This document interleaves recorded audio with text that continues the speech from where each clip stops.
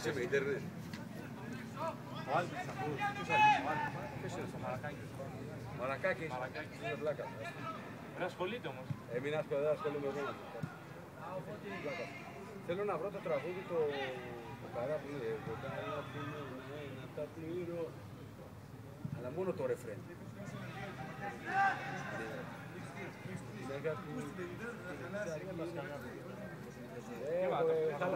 Χάλασα 5 ευρώ κάρτα.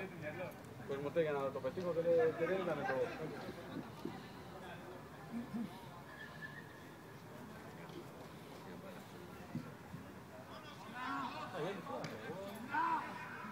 Ρεβδάνη, φώτα δεν θέλει.